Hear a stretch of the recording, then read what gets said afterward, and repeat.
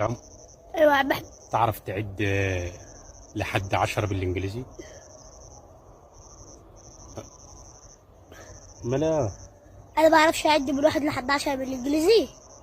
تعرف يعني؟ ايوه، الانجليزي عندي زي اكل البتة. طب عد لي من 1 ل10 كده بالانجليزي. ماشي. 1 2 3 4 5 6 7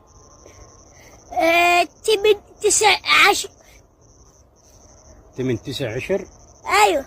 ايه عدت ولا ما عدتش؟ اعد لك لحد 20 كمان. لا ده كده كويس قوي، ده كده ما شاء الله، ده انت في الانجليزي طلعت زي اكل البت وصحيح. و11 و12 و13 معاك كده لحد 100.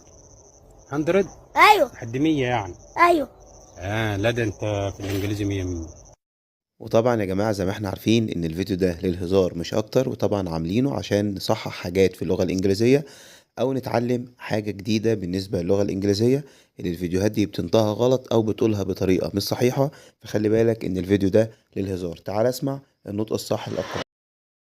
1 2 3 4 5 6 7 8 9 10.